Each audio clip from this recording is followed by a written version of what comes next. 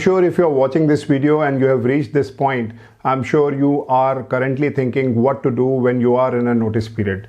If you have watched my previous video, you would have seen I have mentioned about how to negotiate your notice period after resignation. Now, let's assume that you are in the notice period. The second part of this video is going to talk about what are the do's and don'ts while you are in the notice period. I'm sure you will agree that in this competitive and talent crunch market, the situation in the organization has become very tight because they want to retain the talent. So 3 months notice period is a norm now in most of the organization. Likewise, on the other hand, the counter effort to this is that the organizations are ready to buy the notice period and they want the person to join immediately. Now, at this point of time, on one hand, you have the situation to leave the organization in a very cordial way, and on the other side, you also want to join your new employer with all the excitement and the new environment, new people. While you are in this transition period, there are always a chance that you might end up doing certain things which are not professional, which will not reflect good on your part.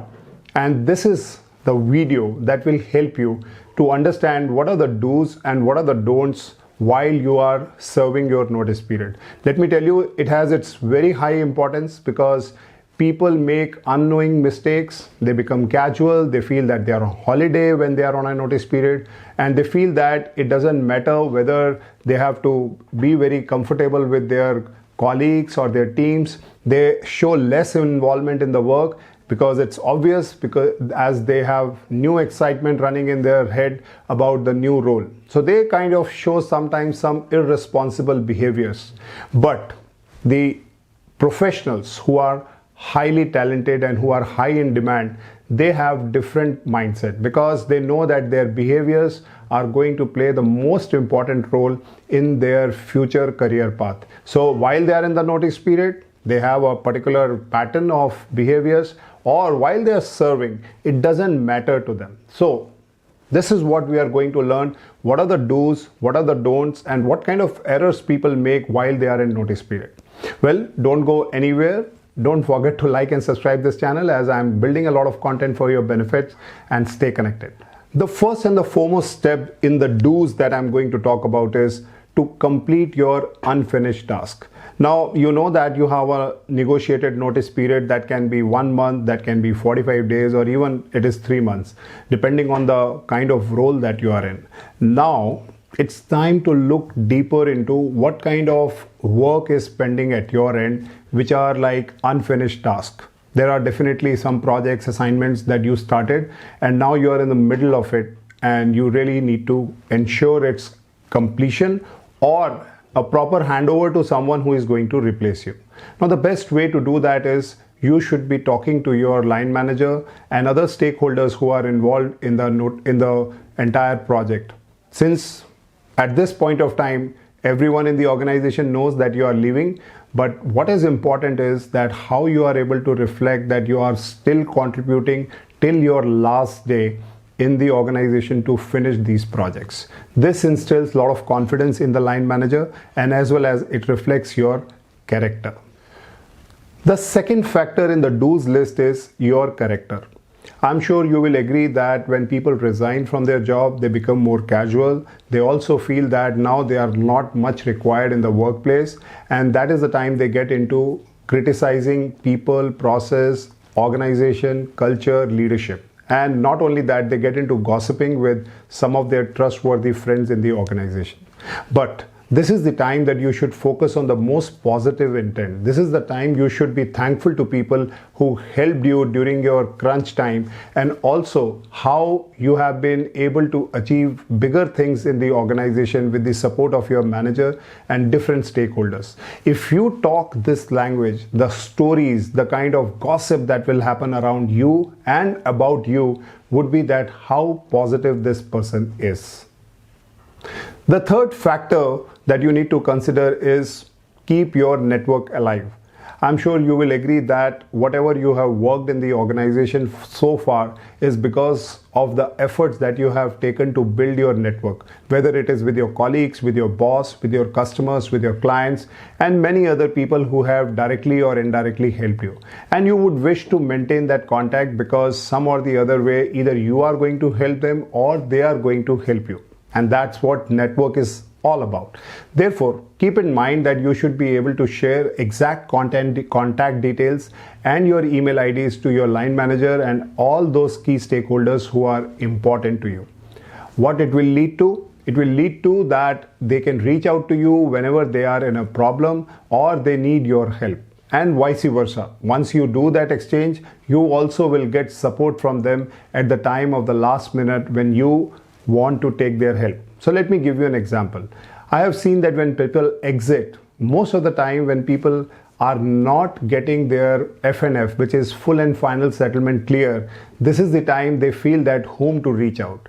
So if you have not done this homework well, you will not be able to reach out to your trustworthy friends or at least your bosses who would be instrumental in clearing your full and final settlement. So it's very important to leave on a cordial note, but at the same time, keep your network alive. It also brings me a very important point that if you are going to remain in the same industry, your customers will really appreciate that you are a responsible and a professional person, because eventually you might be going back to them with a new organization in a new role. So it's always important to keep your network alive all the time. And the fourth factor in the do's list is have a positive farewell. I'm sure you will agree that all good organizations and good teams ensure that there is a farewell given to the individual who has contributed so long and so much to the organization and to their business. Now, this is the time for you to show humility and gratitude towards all the people who have supported you in tough times and also the good times that you had shared together. Now, one of the best practices is to send one-on-one emails thanking each one of them for their support. Number two, you should be also able to connect with people on a one-on-one basis over a coffee, talking about your future goals, understanding their objectives. This brings a lot of trust. This brings a lot of credibility. This brings a lot of transparency between you and the individuals who have been working closely with you. So these are some of the do's lists that I just shared, and I'm sure some of things that you might be aware and you would practice it very often. Now let's come to the don'ts part in the next section and understand what are the most common mistakes people make. The first factor that comes into the don'ts list is it's not your holidays or vacation time yet. A lot of people, once they resign the organization, they feel that it's time to relax and chill out, and now nobody can say or talk to you or command you on anything.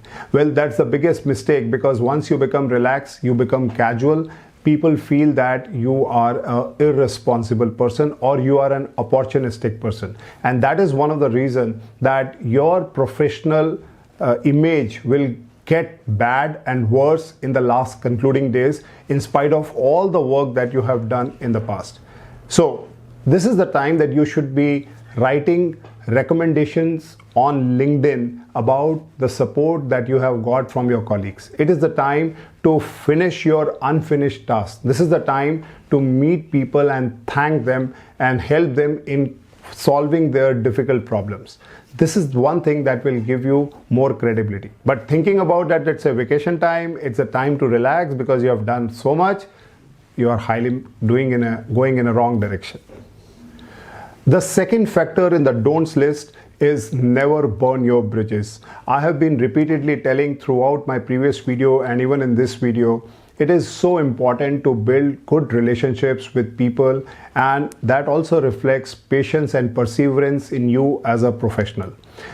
A lot of time when people resign, and could be that they had a bad boss or somebody micromanaged them or someone somewhere told you something which prompted you to resign, leads to that you start criticizing your company, boss or culture as a reason to quit. And that is where, as I said earlier, it means you get into gossiping.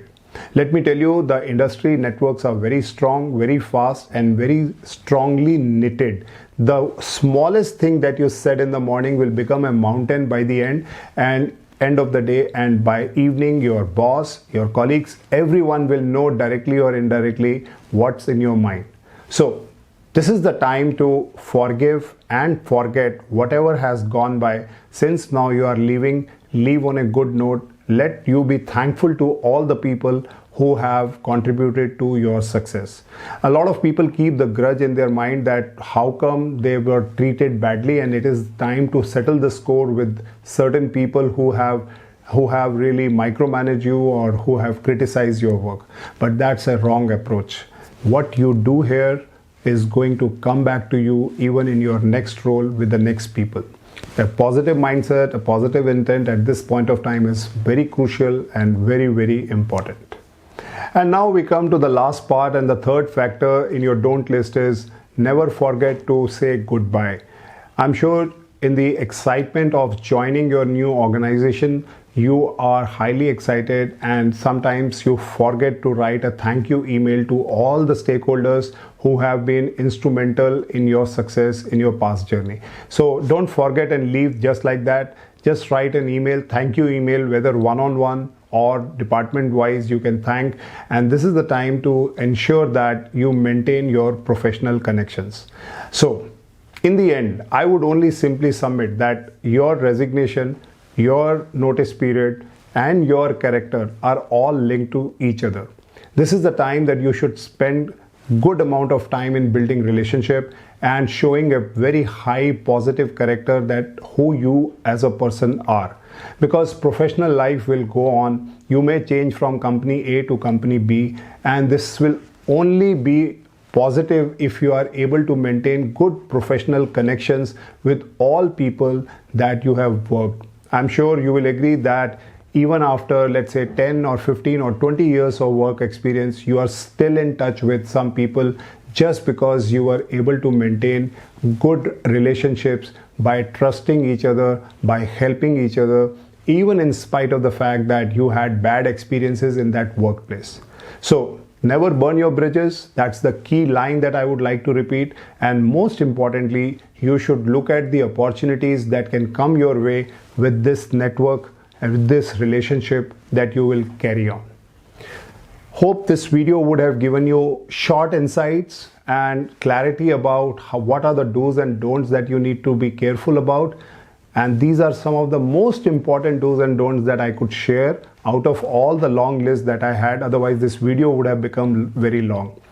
So do write your comment below. Don't forget to like and subscribe and stay connected with me on this channel. Thank you so much.